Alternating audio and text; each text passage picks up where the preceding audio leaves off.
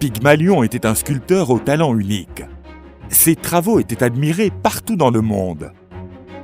Le sculpteur voyagea un jour sur l'île de Chypre, car on lui avait dit que c'était là qu'il aurait accès à un marbre d'une telle qualité que ses œuvres sembleraient faites d'ivoire. Pygmalion était très exigeant et cherchait une femme pour qu'il l'épouse. Mais il voyait uniquement les défauts de toutes celles qu'il rencontrait. Il choisit donc d'être célibataire. On livra un grand bloc de marbre à son atelier. Le sculpteur, observant la pierre brute, vit qu'elle possédait toutes les qualités nécessaires pour en faire un chef-d'œuvre. Il décida d'élaborer une statue à l'image d'une femme, mais pas comme celle qu'il voyait dans les rues. Pour lui, elles étaient vulgaires et pleines de défauts. Pygmalion se préparait à créer la femme parfaite, jeune, belle et vierge. Mais sur l'île de Chypre, il n'y avait aucune femme qui puisse lui servir de modèle. L'artiste dut alors utiliser sa propre imagination pour représenter une telle femme. Il se mit au travail. Pendant un bon moment, Pygmalion se dévoua corps et âme pour ce qui serait son chef-d'œuvre.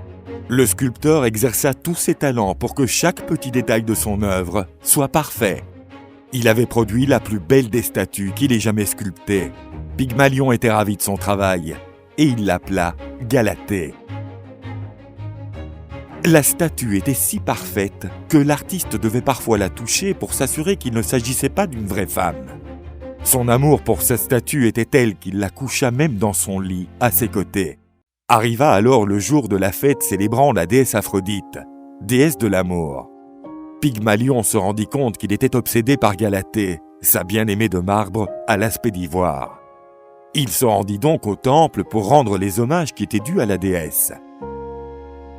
Après avoir fait une offrande à la déesse, Pygmalion lui demanda alors « Chère déesse Aphrodite, je sais que j'ai essayé d'éviter l'amour à tout prix, mais je n'ai jamais voulu t'offenser. Aujourd'hui, je me tiens ici, prosterné devant ton temple, dépassé par le pouvoir de l'amour. Et je vous demande une femme qui ressemble à Madame d'Ivoire. » La déesse Aphrodite fut émue par la requête passionnée de l'artiste. Pygmalion revint chez lui et retrouva sa bien-aimée Galatée. Le sculpteur posa ses mains sur ses joues et embrassa ses lèvres. À ce moment-là, il sentit la chaleur et la douceur de la bouche de la statue. Son corps n'était plus rigide comme de la pierre, et elle s'abandonna dans ses bras. Aphrodite avait transformé sa statue de marbre en une vraie femme. Sous la bénédiction de la déesse de l'amour, Pygmalion et Galatée se marièrent.